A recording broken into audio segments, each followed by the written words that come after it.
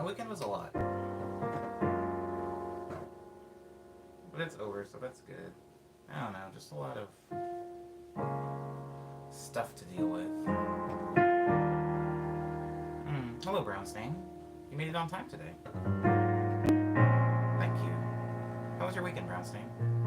And I guess while I'm asking, how was your weekend mushroom tea and jelly star?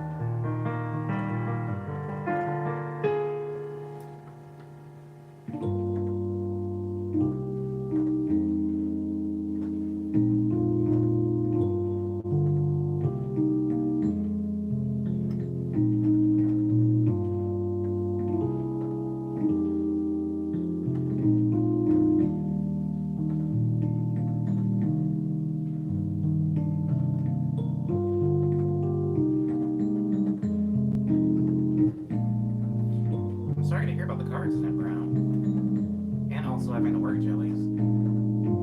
I probably should have worked, but I didn't, so I'm gonna have to work a lot this morning to make up for it. But I'm glad you're okay, Brown. Sorry about your car, though.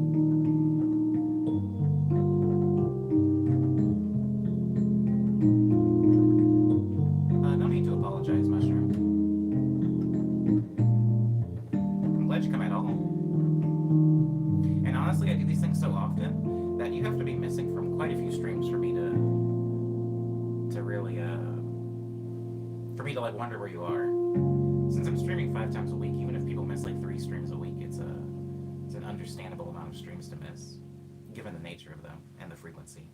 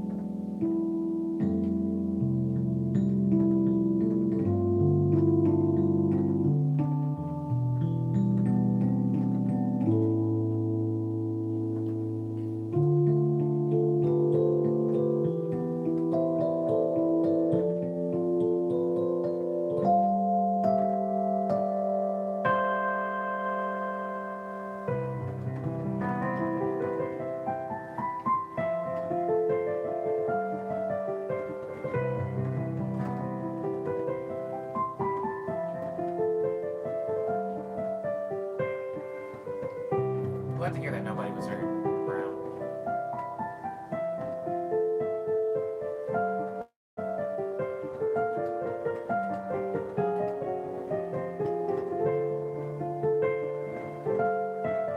Whoa.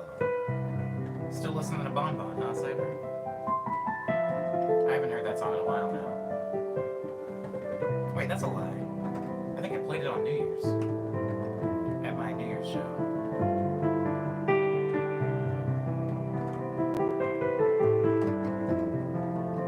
Good morning, by the way, Cyber. Where are you moving to, Joey Stark?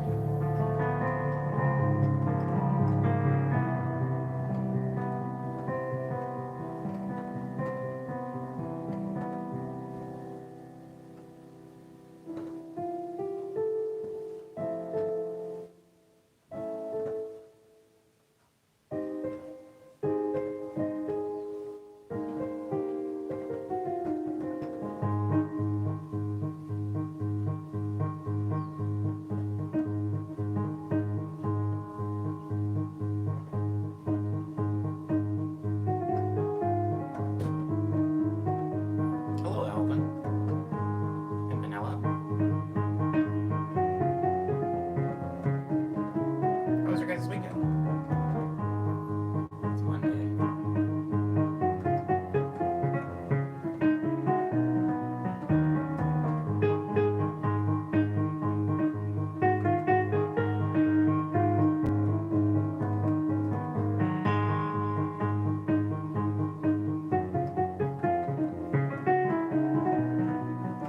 Hi, Leanna. Wow, everybody came out like the same time. Have you ever thought about getting into writing movie scores? Yeah. I wrote the score for 3 different like student films. So yeah. I I do a lot of score work actually.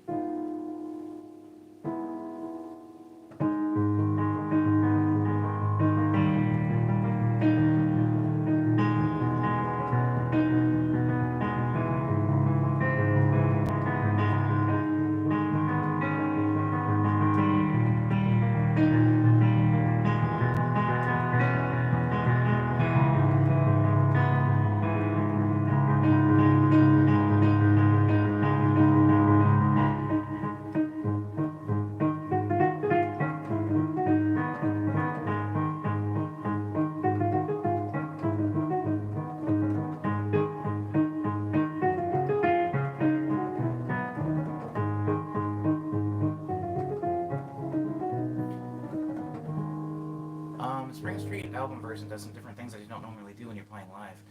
You're absolutely right, Cyber. I guess that can be said about all of my recorded music.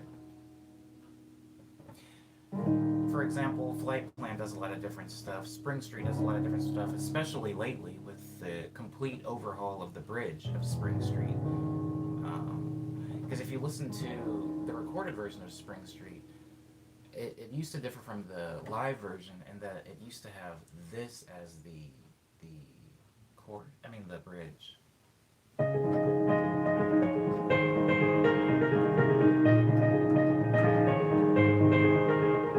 then I would go back into the Spring Street part.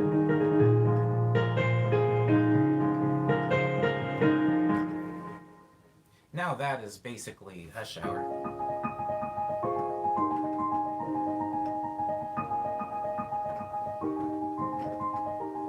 I turned that bridge into its own song, and the new bridge of Spring Street is that one.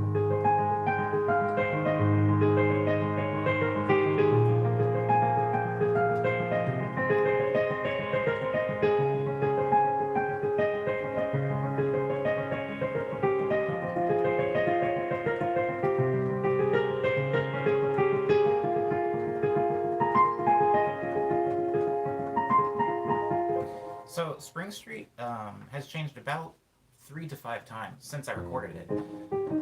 The interesting thing about recording music that you continue to play in an improvisational fashion is the song will kind of change and evolve over time. And people have said to me, Omni, I wish you would record the newer version of Spring Street, or the newer version of Flight Plan, or the newer version of Love Letters.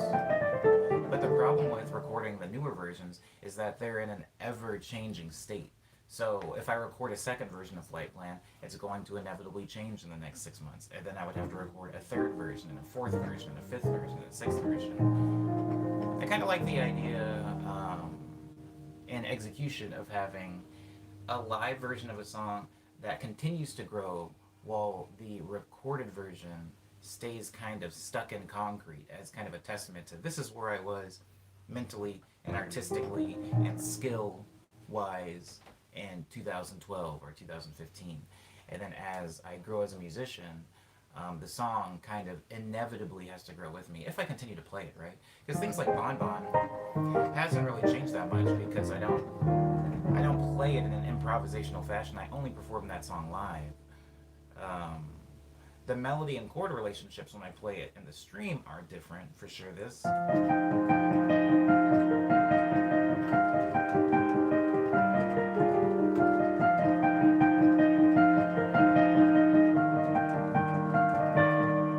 Those chords to the melody relationship are different than they would be in the recorded version.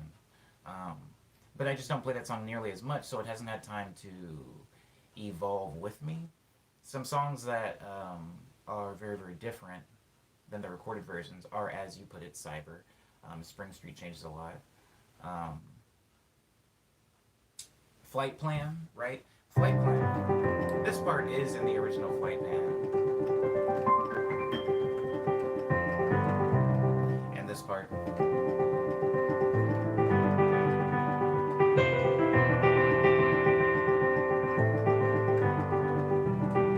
That part is in the recorded version. But the entire bridge of the song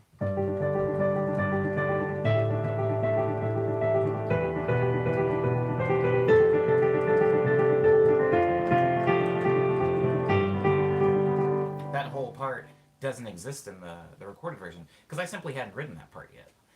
As I played the song over and over in live streams, I kind of messed around more with it in an improvisational way um, to kind of expand it to a larger idea. The recorded version of Winter Heart. That's an example of something completely being added, a completely new part. But then something like Winter Heart, where if you've heard the Winter Heart recorded version, it does all that stuff.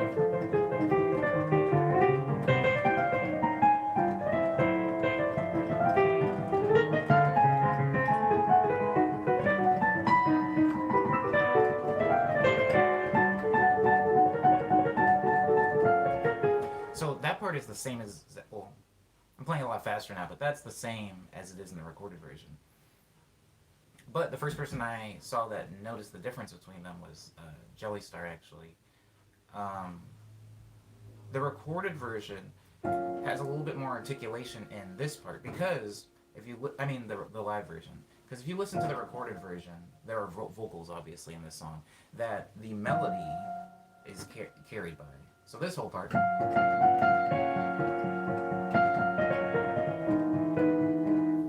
That is my voice singing.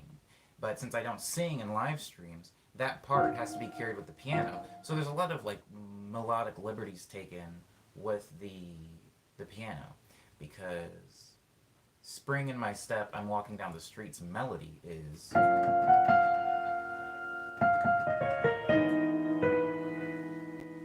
but when I play that live or in the live stream, I take a lot of melodic liberties and variations.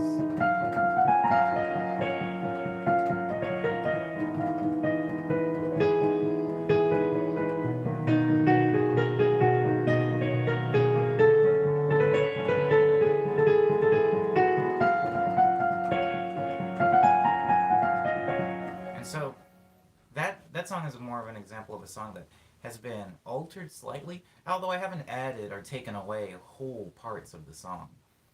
Most of my songs from Signals have been changed. Some slightly, some greatly. That's a slight change, like for Winter Heart. If you listen to the recorded version of Signals, the song Signals, it sounds like this.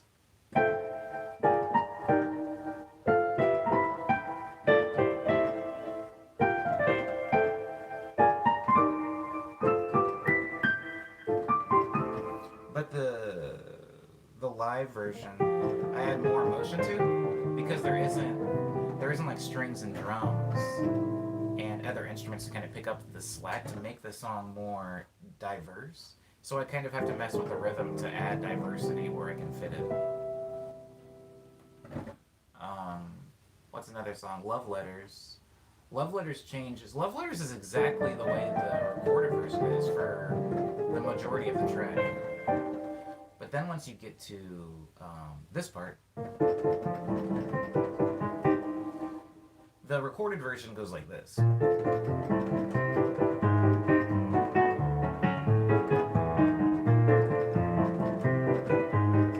When I'm playing it live, I will do slight variations to that, so it keeps the same rhythm, the same notes are being played, but the I guess the articulation is different.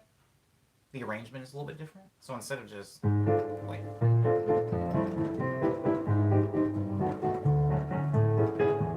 there's 3 variations that I often do live. So here's one of them.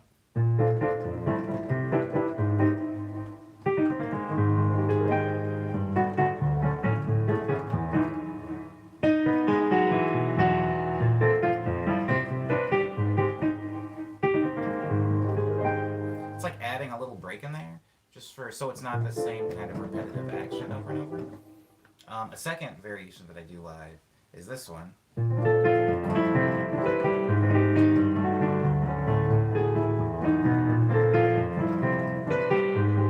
It's adding like a little bit of a rock instead of just hitting the notes all at once. Instead of it's a very slight difference. But I feel like it adds a little bit of like a little more articulation.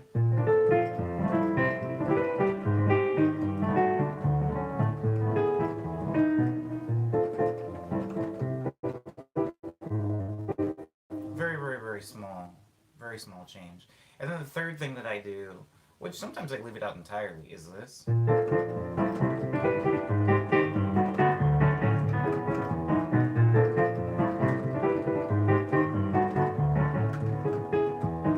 adding that little part.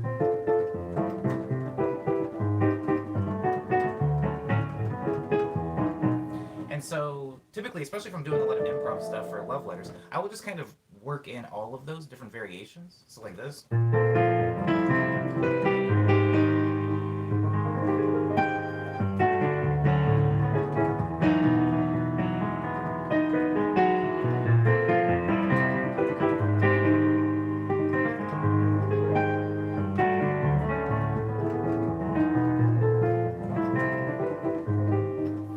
Slight variation for love letters. Um, Also, in this part of love letters,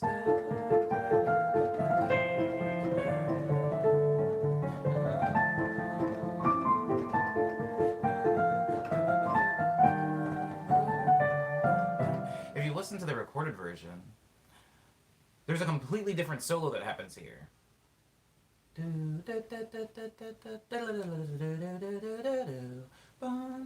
can hear it in my head. It like plays a lot off of my vocal scatting in that bridge. But since I don't do that live, I often truncate or shorten the solo to just being this.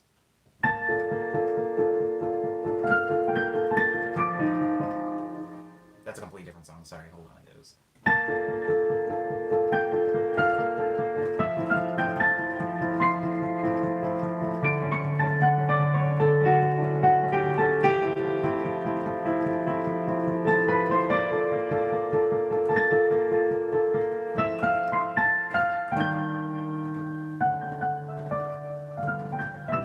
And then I go to the ending. That's love letters, variations. Signals, love letters. Union Station loses its entire bridge or second half. So Union Station, this one. If you've heard the ending part of that song live, it does this.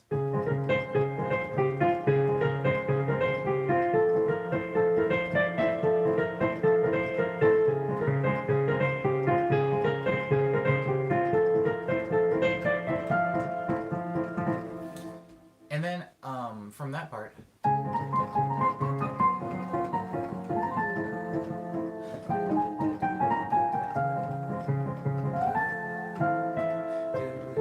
and then it just ends the song.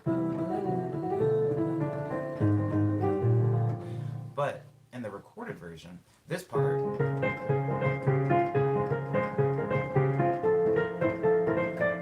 it goes throughout the entirety of the remainder of the song.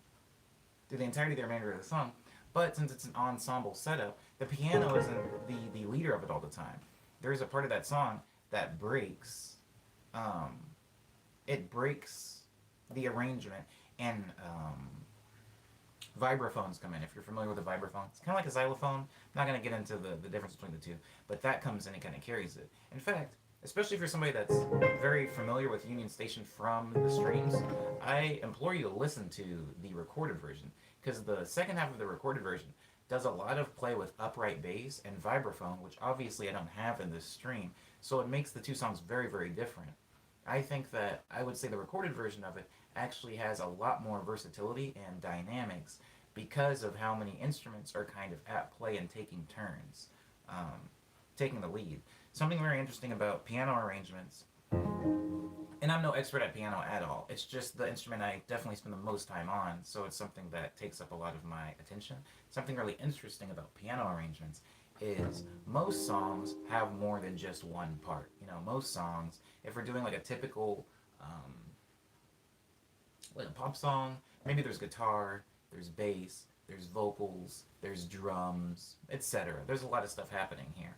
When you're doing a piano arrangement of a song, especially one you did not write, you kind of have to make this judgment call about what in the song is imperative to the song. Like, imagine if you were trying to describe somebody's face, right? Usually when you're trying to describe somebody's face, you're going to go off of things that are kind of unique to that person. If you're trying to describe it to somebody who hasn't seen them before, somebody who's supposed to find them maybe in a crowded place, you're going to go, well, what are the things about this person that are unique? You're not going to say they have two ears. You're not going to say they have a mouth. You're not going to say they should be wearing pants, because these are things that aren't necessarily going to make them stick out from a crowd of other people that have two ears or are wearing pants. You're probably going to pick things that are very specific to them. Maybe they have a scar on their left cheek, or maybe they have freckles, maybe they have braces, maybe, something that's a little bit more rare amongst just any given person.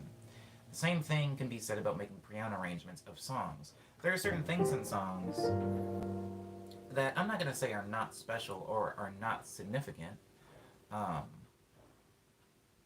I would say they're just not as characteristic. They're not characteristic to that specific track. So if you were thinking of, I don't know, any Katy Perry song, the things that are going to stick out to you probably from the Katy Perry song are the melody of the vocals and probably the chords. Melody and chords are kind of like the two very, very specific building structures of a song. You have chords, you have melody, and I guess rhythm.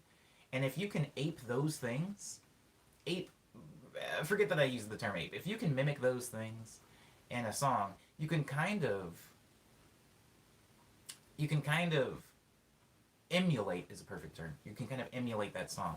So if you have, if you're trying to make a cover of a Bruno Mars song, you can take the rhythm of the song, usually 4/4, right? It's just it's a pop song, and so you can do that. And you can play that in piano, and you can take the melody and the chord progression, and so you play the melody assumingly in the right hand, and you play the chords in the left hand. And since those three things, rhythm, melody, and chord progression, are kind of like the dire building blocks of the song, you can play it on piano, and people will immediately, if not immediately, very quickly recognize what it is you're trying to play, because those are the parts of the song that they remember.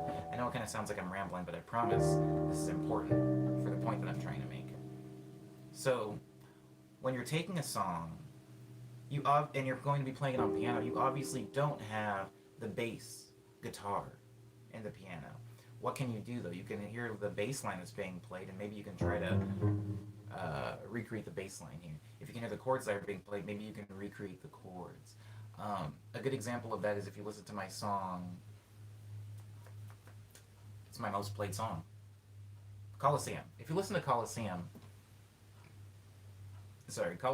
has it's a very simple song. It's built on a very simple loop, but it has a bass line. It's really played with a sub, but let's just pretend for the sake of this example that it is played with a bass guitar. And there's Rhodes piano. There's Rhodes piano also in it. Hold on, I'm gonna move my phone a little bit because it's a little roasty and toasty. There we go. Okay. You can still catch the essence of the song. Exactly right, Cyber. The bass line of Colosseum is... Hold on, let me make sure that's right. It's...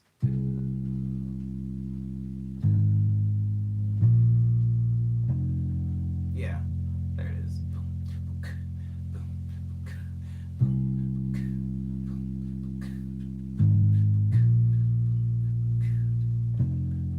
And it's just the rhythm and the bass line. The chords for that song are...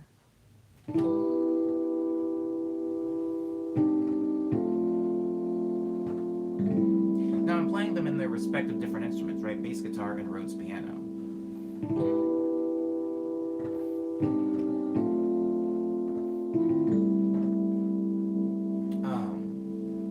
Those are their respective instruments. Now, if you were sitting at an actual piano and you were trying to play those, you could just take the bass line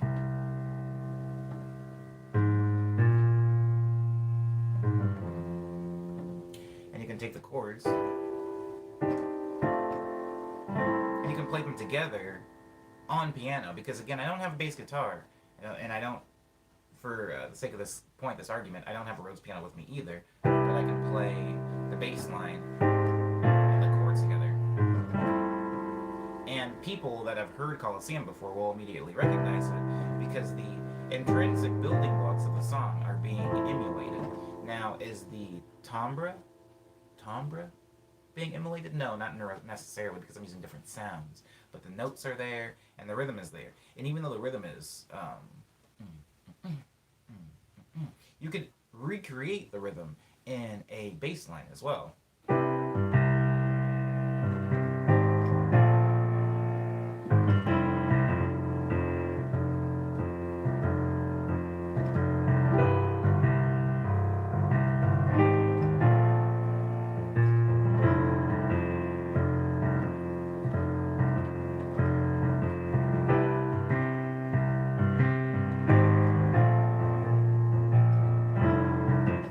So, I said all that to basically say that a lot of times when I am arranging music, especially the music that was on Signals, I'm not arranging them as piano songs. If you listen to something like Bon Bon, I can play the chord progression from Bon Bon, sure. But if you've heard Bon Bon before, you know there's a lot of other stuff going on right there. There is there's glockenspiels, there's pizzicato strings, there's a vocal sample that's happening, there's drums, there's bass line, there's dogs barking and birds chirping. There's a lot happening. But when I'm trying to recreate that on piano, I'm not going to try to play the dogs barking or the birds chirping. I'm not even necessarily going to try to play the notes or the melodies of every specific sample that comes in. Because there's a lot of samples and there's a lot of cool little Game Boy noises that I made. I'm going to take the chord progression and I'm going to take the melody, which was performed by the vocal sample first, if you've heard that song. And then I will try to put them together. But a lot of the things that make the song fun are missing. But the things that make the song, can be recreated in piano. So I would say out of the majority of my discography, very few of it has been made with piano, as a piano track. Very few. Love Letters, Winter Heart.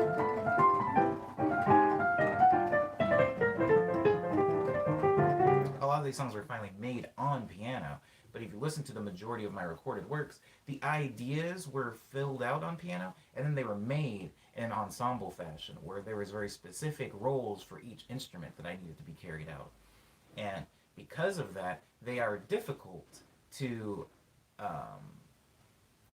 translate to piano a lot of the time. Sometimes people will come into a stream and say, "Can you play Sugar Glider?" That's one of my favorite songs. And I love Sugar Glider. It is a very fun song. But the act of translating it into a piano arrangement is so daunting because it is such a complicated song that doesn't necessarily rely specifically on one instrument, right? Like there's a melody in it.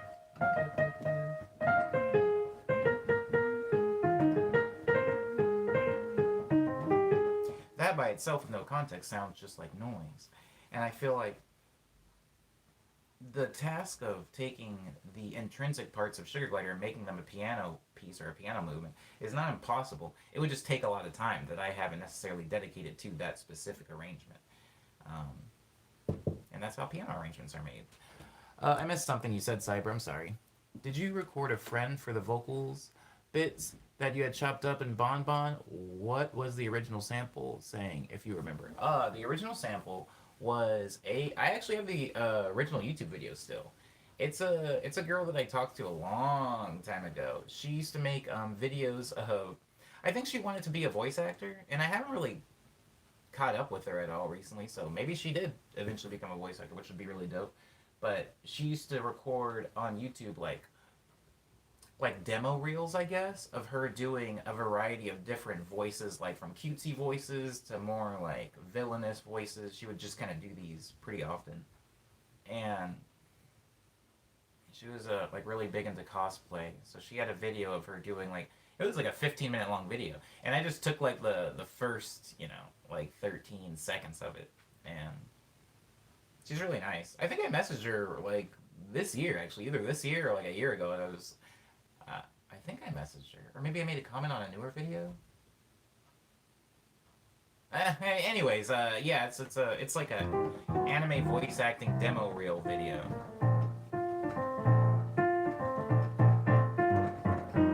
The funny thing about that, Cyber, is the reason that I used to do that, the reason I used to like specifically make friends, not to specifically make friends, but I would specifically reach out to my friends who happened to be into voice acting, is because if you were somebody that's really trying to get into sampling anime, which everybody, I mean, unfortunately, for better or for worse, a lot of people that were in the same scene that I was in, and I'm talking like 2014, 2015, when we were really trying to drive in that specific sound, which congratulations to us, we did it. But like a lot of us were sampling actual anime at the time.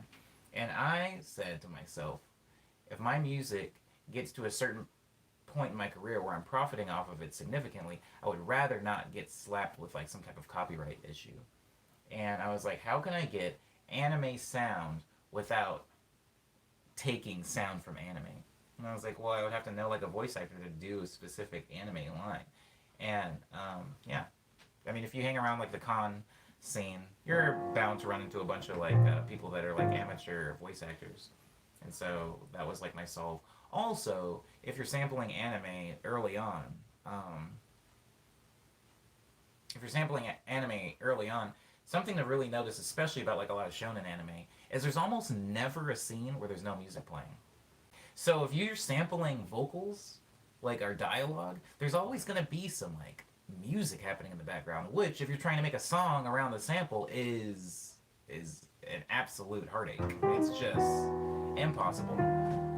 I've kind of strayed away from that. I feel like in my career, I've I started off as just like I want to use everything, and then gradually I became this person that's like I want to make it myself. How can I figure out how to do that myself? Where it's like when people were doing anime samples, I was like, how can I make anime sample, but without sampling anime? Or people were sampling sounds from video games. I was like, if I get a just a simple synthesizer, right, that has square waves and sine waves, I can probably make my own video game sound effects and then sample those, so they're free of copyright. And when people were sampling like old jazz records to make lo-fi hip hop, I was like, why don't I just make a jazz record, which would have been signals. Why don't I just make a jazz record and then sample that? And then if you've looked at my like Lucky Charms video, that was like I want to sample like an old jazz song with vocals and have them be like kind of ghostly and out of tune. And I was like, oh, just sing a jazz song and then mess with it later to make it sound like it's warped and out of tune. There's a way to make anything, right? There's a way to make anything without taking it from somebody else. There's always, I'm not going to say there's shortcuts, but there's definitely pathways. You don't have to you don't have to be a magician. You do have to like kind of work a little bit, but just a little bit. Just a little bit. I would say that at the skill level that I was at in 2017, making songs like Love Letters were at the apex of my skill level. That was the most difficult thing that I could play.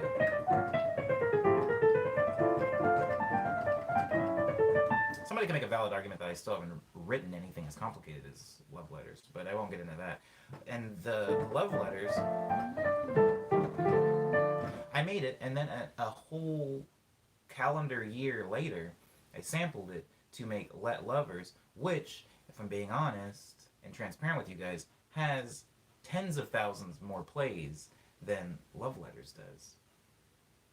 So somebody could make the argument that it took me a year and a half to make a lo-fi hip-hop track because I had to make the jazz track first, which is wildly less popular, and then sampled that to make a lo-fi hip-hop track, which Love Letters took months and months and months to arrange and practice so that I could actually play it accurately, then record, mix, and then master and release. Took a long time. Now, taking the first, 16 seconds of it, and just looping it,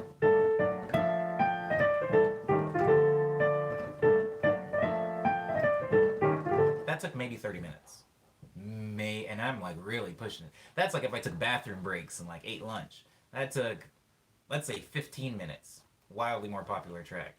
But I still have the, what's the word? I still have like the pride in me knowing that I did make that song. Even if the popular song did take 15 minutes, the song that sampled it took months and months and months. Anyways, I feel like I've neglected some questions.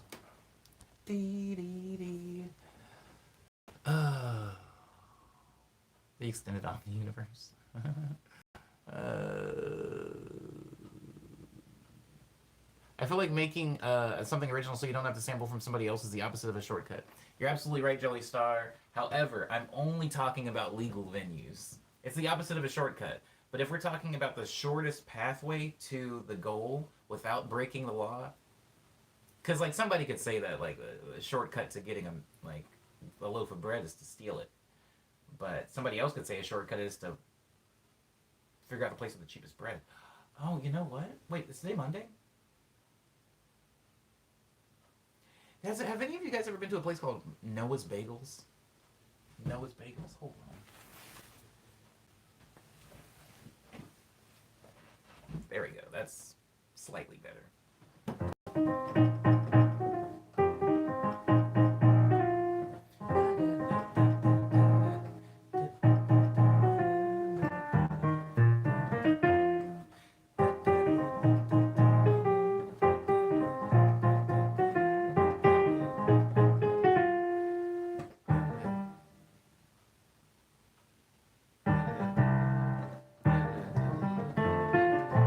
I don't know. Whatever. Unfortunately, no, I don't think we have those, says Jelly. Oh, it's a really good bagel place from New York, and I went on Saturday. God, I was really sad on Saturday. I was messed up. That bagel didn't even taste good. You ever been so sad that it doesn't taste good? I know the unanimous answer to that is yes. Nobody says no to that.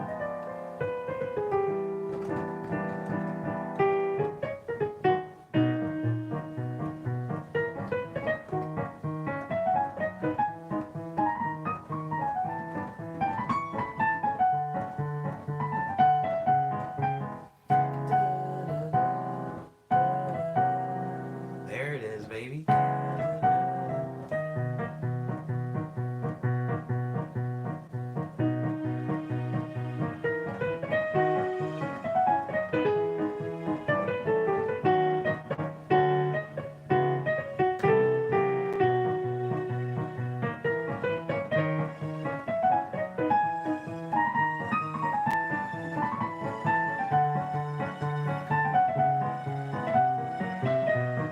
Yeah.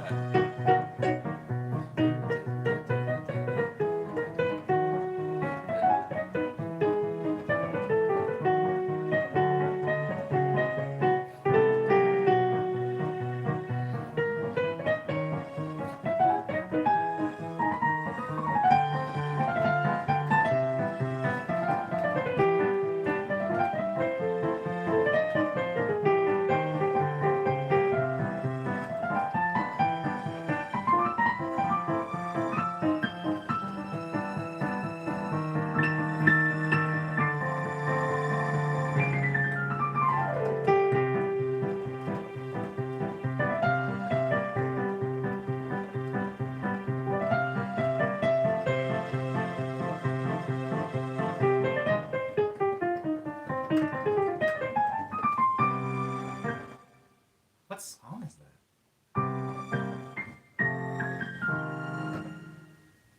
Hmm.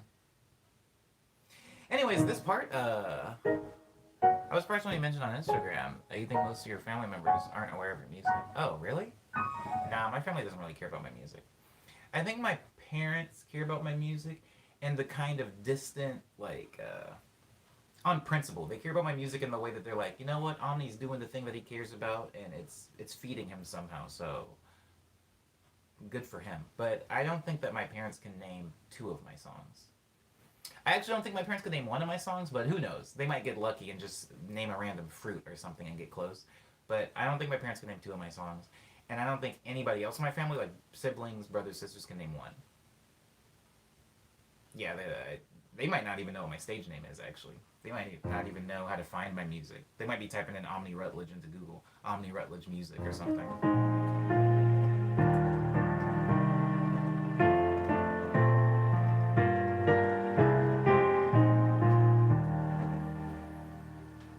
You have to remember, the majority of my family are, as far as art's concerned, like, yeah, we have, like, things. There's things that I won't really get into that make my family different. But as far as art goes, music, film, photography, drawing, writing, all that stuff. The only people that are I would consider of the kids that are artistic are me. I do a lot of music stuff. My little sister dances. She does a lot of dancing and choreography up in the Bay, but she's still like even in the like dancing and choreography world. Would she's nowhere like her circle is here of like the stuff she knows. She's like I know Khalid, I know um, Ari Lennox, and I know who else would she know?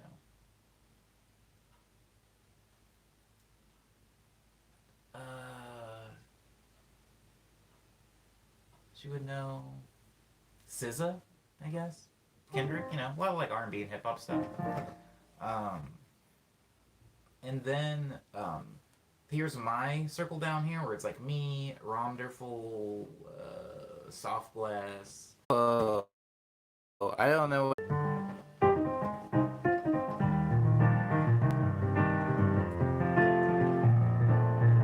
I don't know how that happened, but anyways, what was I saying? Um, there's like a there's like a circle of really really well known music. I'm gonna be honest, I kind of enjoy the distance my family has from my art and work. I feel like they know me as someone completely different, even though art is like my main thing. It's weird. No, I understand that, Joey, and I would maybe say, well, the thing is, I don't really post anything like weird on my Twitter and stuff like that. So it's not like I want my family not to see it, but it is more like I think that my family has an idea of who they think I am and what they think I do and how they think I behave, and I'm fine with it staying that way. Yeah, it's not completely accurate to who I am, but I think I think I think that like I said, like these are the acts that my sister knows, like the SZA, the Kendrick, the Neo, the Ari Lennox, and there's a girl that I want to say and I can't think of what her name is, but she's also like R&B up there. And then there's me, Omni, Soft Glass, Romderful, I don't know, Maxo, Divio, Absurdus, people like that. And then the middle, there would be somebody like Thundercat, right? Where this, I feel like my sister from like Normie World would have to come and even have to figure out who this is first, like Thundercat and Katronada, before she would ever be able to find my music realistically. Um, but yeah, yeah, yeah. My family doesn't know any of my music. I just think that something you have to take into consideration is my family doesn't have the visibility of the world that I like reside in anyway. If I was making music for like Chris Brown or something, my parents would probably know who I was. A lot of a lot of people know Thundercat now because of Kendrick. That is true. Um, you're absolutely right. A lot of people know about Brain Feeder X because of Kendrick. Um, yeah, I feel like if you look at the people that are around Kendrick, like Kamasi Washington, Thundercat, Flying Lotus, etc., etc., etc. Um, a lot of them have been active and arguably maybe more prolific than Kendrick has in his career. But Kendrick just had a bigger spotlight, and so I guess I'm glad that Kendrick did shine a light on those people, because I remember um, I won't go down this road and get super into it, but I remember I showed a friend of mine that track "Never Gonna Catch Me." That's like Kendrick, but it also is produced by Flylo. And if you listen carefully, there is a unmistakable bass solo by Thundercat on the track.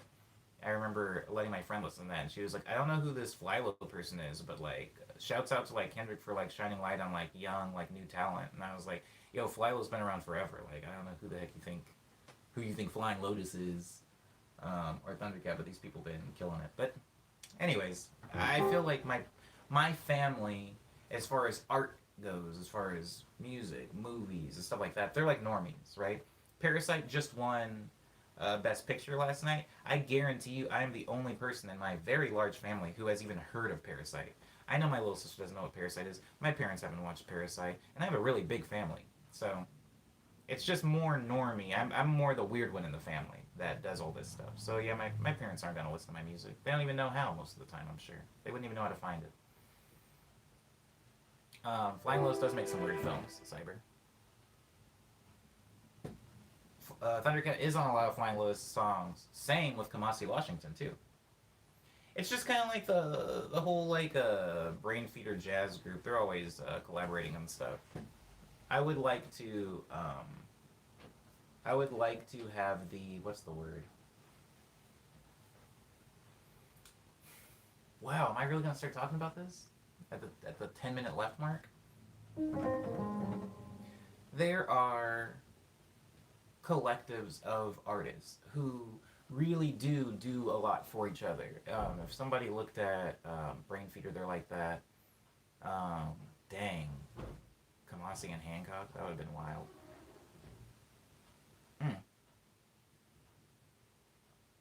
Yeah. Monopoly is another one. Amazing bassist, really good arranger and composer. And I feel like when you look at a lot of those collectives of artists like Brain Feeder or like I can't think of them right now, but Ninja Tune is another one, or even TDE. If you think about Kendrick and SZA and homie whose name I'm always forgetting,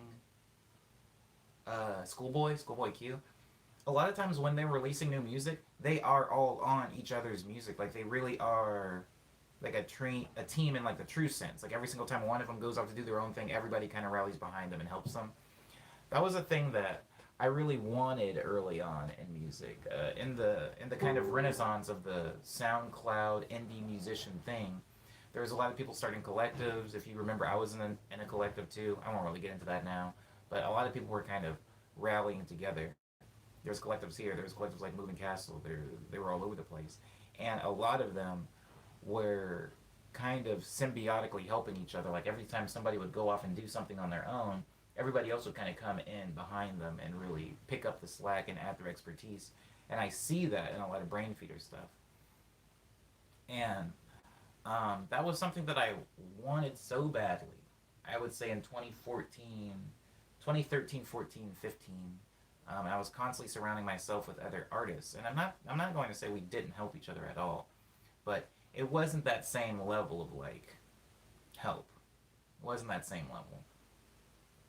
It is hard. Unification, especially amongst artists, is very difficult because competition exists, and it's really hard as an artist, even with a very small ego. It is hard to see somebody else thrive off of your hard work.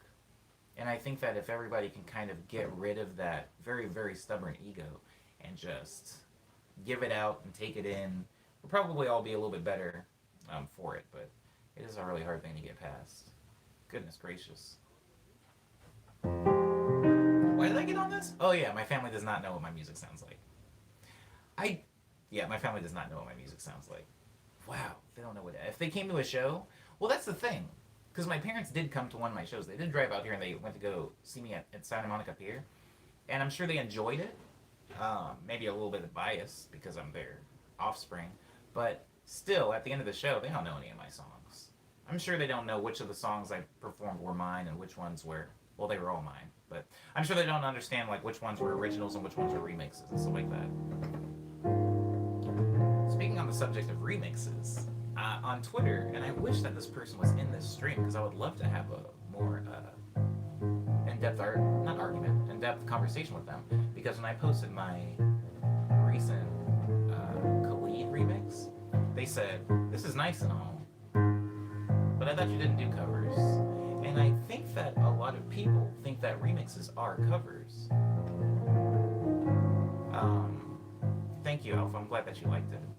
But I think that a lot of people don't know the difference, and it's not their fault. Because as I replied to it, and I replied to it, I read my tweet after I replied, and I was like, ooh, that could come off as really snarky. So that kind of sucks. But I didn't go back and redo it. But I think it just said something like, I don't do covers. This is a remix. And I think that most people don't know the difference, and it's not their fault because the difference is very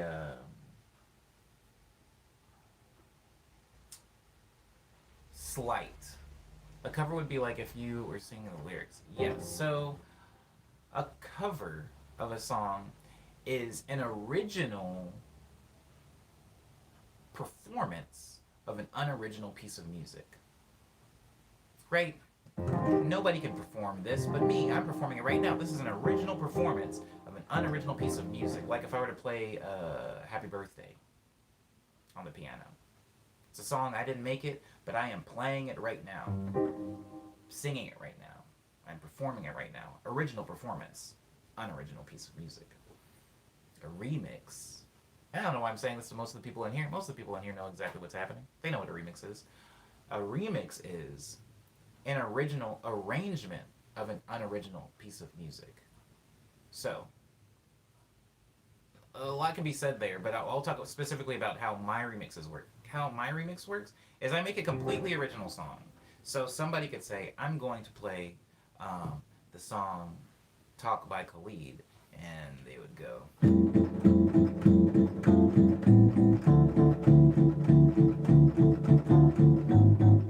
And somebody would say, hold on there, Omni, that sounds nothing like Khalid's Talk. And I would say, yeah, because it's not a cover of Khalid's Talk, it is a remix of Khalid's Talk. The only thing that makes this song, Talk by Khalid, is the a cappella vocal just sitting on top of it. It's just him singing it over me. So somebody could have Khalid sing Talk, and I could bang a bunch of trash cans together. And somebody could say that is a remix. Because how I define a remix, and a lot of this is up for debate, how I define a remix is if you take the vocals or the melody out of this song, is it still the song? If you take Migos rapping off of my Bad and Bougie remix,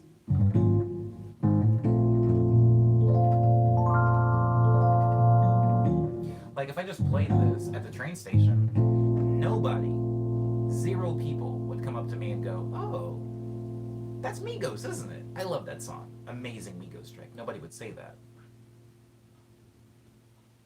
Because it's not. It's its own original song. But it does have the acapella over it. Same thing for the Khalid Talk remix. Same thing for my Kendrick Lamar remix. Same thing for my Childish Gambino remix.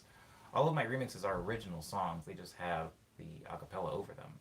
And if I wanted to release it as an original song, all I would have to do is take the acapella off, and this is an original piece of music I can't be sued for. A very good example of that is my song Gucci, which was a remix of Gucci Gang. If you've heard the Gucci Gang remix, you know it's just these three chords. But taking the vocal off of it, I could just release this on Spotify under the title Gucci, which I did do. A little bit of a crash course in the difference between covers and remixes, and why. Oh, and how copyright affects both of them, right? How copyright affects both of them.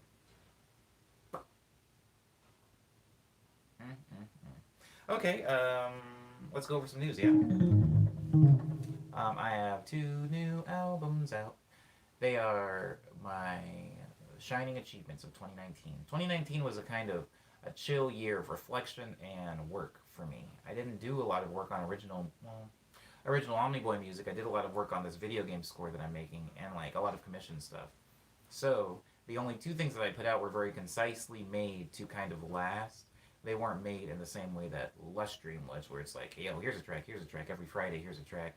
They were kind of made as more of a lasting thing. Which is why all of the songs took a little bit more time. You can hear it in the songs. This song, Not on My Watch, featuring me and Gladstone, was one that I'd been working on for years. If you go way back on my Twitter account, there is a video called Dizzy Duck of me playing that song. I just changed the name from Dizzy Duck to Not on My Watch after me and Gladstone wrote all the vocals for it and lyrics. But that is one song. There's another song called Vanilla, which I play sometimes, occasionally in the streams, just because Vanilla was made. There it is. Vanilla was made completely on a laptop. I didn't play this song. So when I wanted to play it in the streams, I actually had to learn it by ear from my own arrangement, which was difficult. Because when you play piano, especially as often as I do, how you play things, how you play chords, how you hit notes. And if you plug all those notes on a computer, you're not going to play them exactly how you would on your fingers.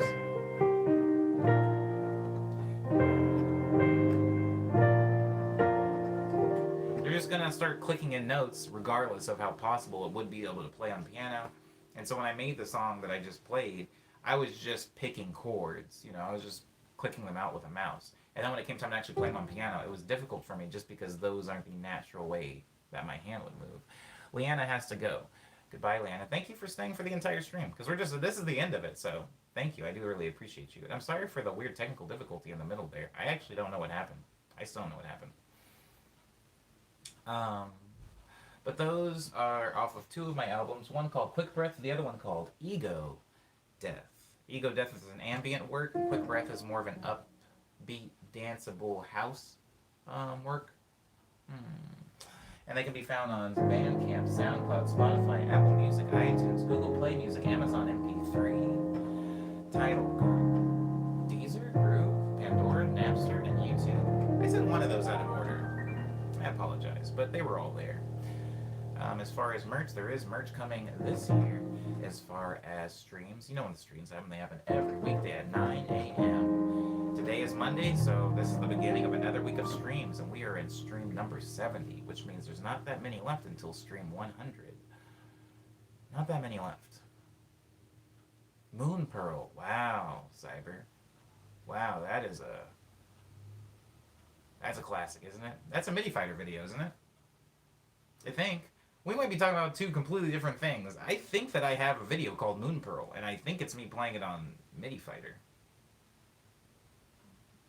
Oh, well, thank you for remembering that, Cyber. I appreciate that. You're better than I am. Your memory's better than mine is.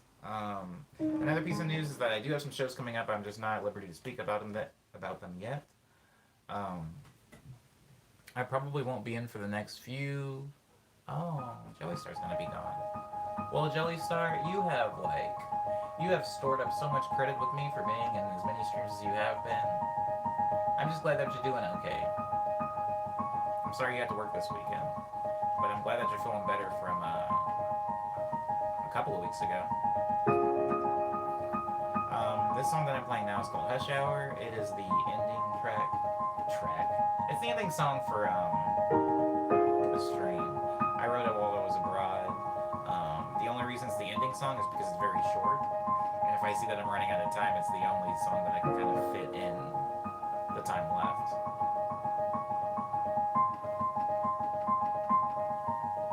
Hope one of those shows is a South by Southwest show. Wow, South by Southwest. What's South by Southwest looking like lately? I haven't been in a while, but last time I went, it wasn't looking so great.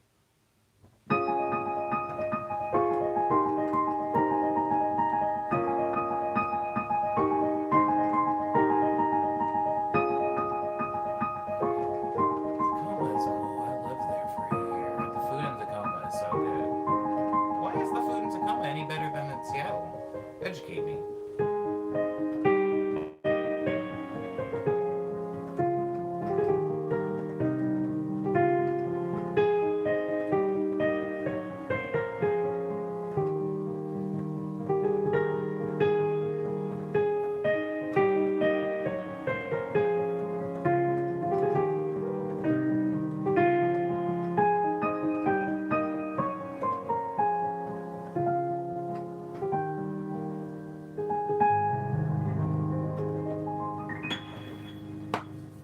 Everybody, thank you so much for being respectful to me and polite to each other. I hope you're doing the most in 2020. I don't think I have been. I've been kind of slacking, so I'm going to start picking it up. I'll see some of you tomorrow in the stream, and for those of you that I don't, please enjoy the rest of your week. Please. Abo, everybody.